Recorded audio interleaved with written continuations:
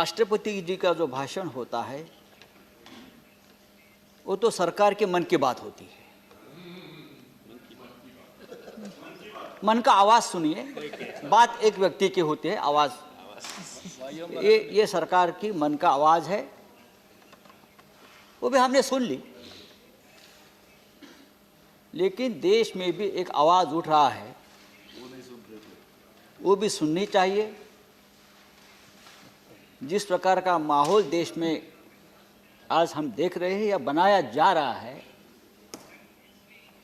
मुझे लगता है कोई शक्ति है जो देश को फिर एक बार तोड़ना चाहता है,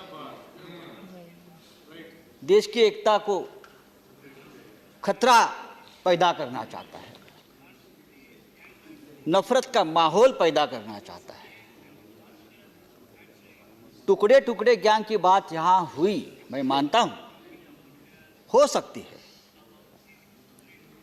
लेकिन अगर सरकार इस टुकड़े टुकड़े ज्ञान से नफरत करती है, इस प्रकार की कोई बात है,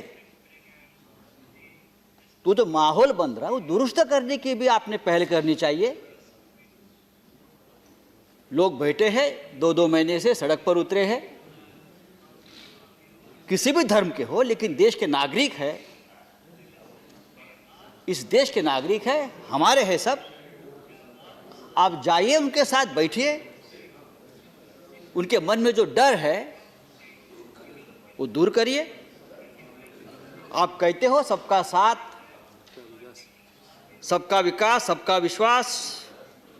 विकास की बात छोड़ दीजिए, 60 साल में विकास होता है, देश का विकास होता ही रहता है। विश्वास की बात है, साथ की बात है। अभी साथ की बात करें तो हम 30 साल का हमारा साथ था ना, अब हमारा साथ में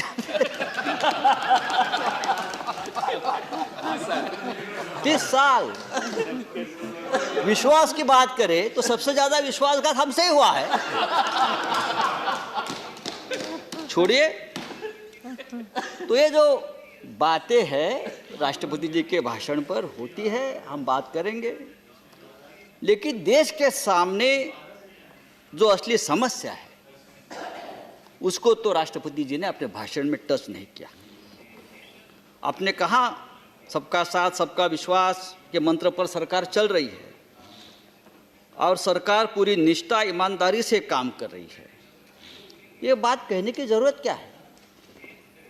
हमारे मन में कोई शंका नहीं है आपकी ईमानदारी के बारे में, तो आपके मन में कंफ्यूजन क्यों है ईमानदारी और निष्ठा के बारे में?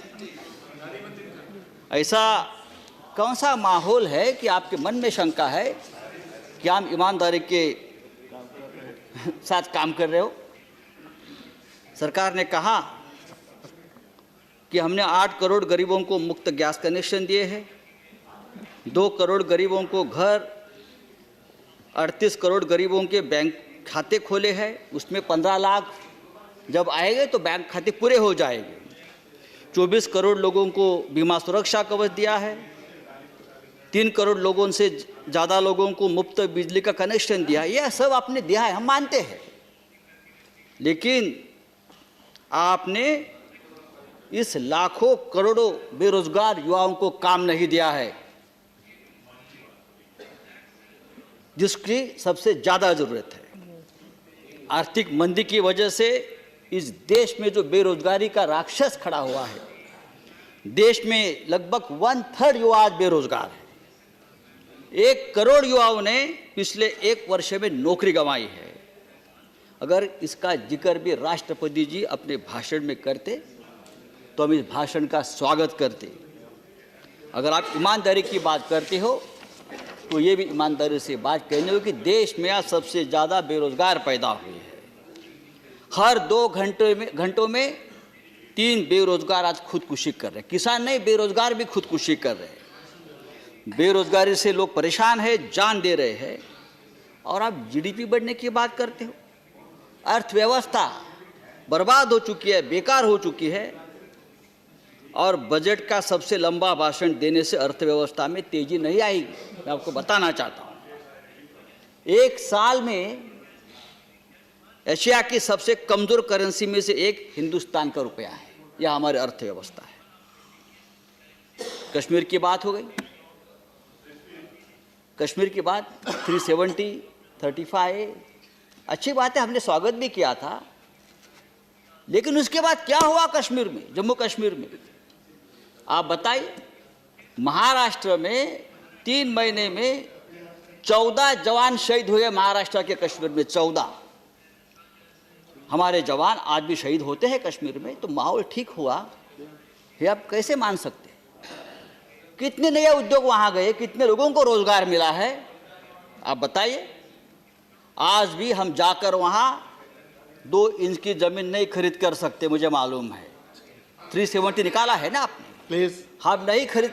मैं चाहता हूं वहां जाकर स्कूल निकालो, मेरे पैसे से मैं खरीदना चाहता हूं जमीन, आप मुझे दीजिए, मेरा चैलेंज है, मैंने बहुत कोशिश की। फिर 370 आपने निकाला है।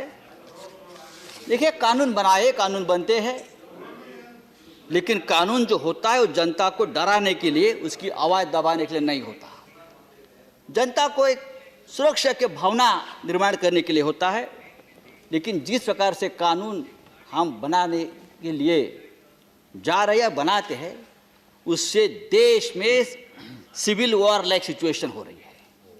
आप देखिए बाहर लोगों के मन में कितना डर है, भय है। कानून का डर होना चाहिए, मैं मानता हूं, लेकिन दहशत नहीं होनी चाहिए। ये कानून का राज है, कानून से चलेगा, संविधान से चलेगा, डॉक्टर अंबेडकर के संविधान से चलेगा, मैं मानता हूं। लेकिन जिस तरह से कानून से डर पैदा करके जो राजनीति होती है, इससे देश को खतरा है। आपने भाषण में हिंदुस्तान के डिफेंस सेक्टर के बारे में बड़ी बात कही है। सेनाओं को सुरक्षा बलों के पास पर्याप्त हथियार, सुरक्षा उपकरण, बुलेट प्रूफ जैकेट, उसके बारे में बात कही है। मैंने कल प्रधानमंत्री का भाषण सुना है। आपने कहा कि अगर हम मन में लाते हैं तो पाकिस्तान को 8-10 दिन में हम धूल चटाएंगे, हरा देंगे। हरा दो, मैं अभिनंदन करता हूँ। लेकिन आपको मालूम है, मैं आपको बताना चाहता हूँ हमारे देश के जवानों की हालत क्या है। हमारे जो पहला मिलिट्री फोर्स है, अखबार में भी आए हैं, सब फोर्स है, उसको सबसे ज़्यादा आर्थिक मंदी का जो फटका बैठता है ना, वो बैठा है।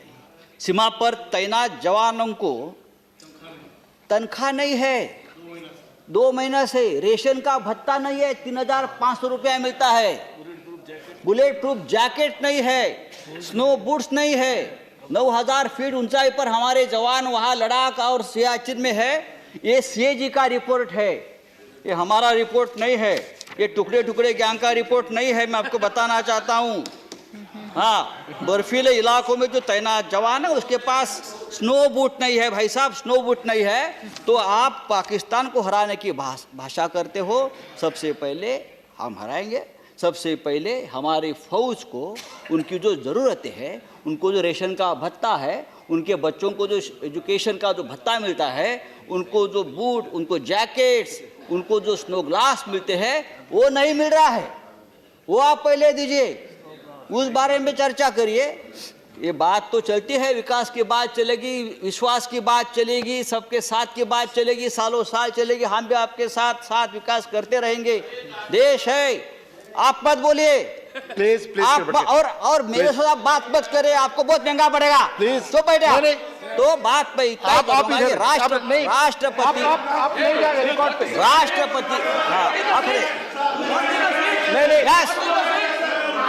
मैं सच बोल रहा हूँ। Nothing is going on record. Nothing is going on record. Nothing is going on record. आप जवाब Nothing will go on record. की मैं बात कर रहा हूँ। आप संजय जी, आप इधर बोले, कोई और बात रिकॉर्ड पे नहीं जाएगी। प्लीज मैं सीएजी रिपोर्ट की बात कर रहा हूँ। आप राकेश जी आप बैठ जाए कृपया, चेयर से परमिशन नहीं है। आप संजय जी इधर बोले, आप संजय जी आप चेयर को एड्रेस कर बोले। मैं मानता हूँ कि देश बनाने की जिम्मेदारी, देश की सुरक्षा की जिम्मेदारी हम सबकी है। मैड हो गए संजय राउत जी, ये मैड हो गए आप। अरे छोड़ो प्लीज, यस प्लीज बैठे। आप चेयर को एड्रेस करिए, आप चेयर को एड्रेस करिए। सीएजी रिपोर्ट है और प्लीज, और ये पार्लियामेंट में रखा गया रिपोर्ट है।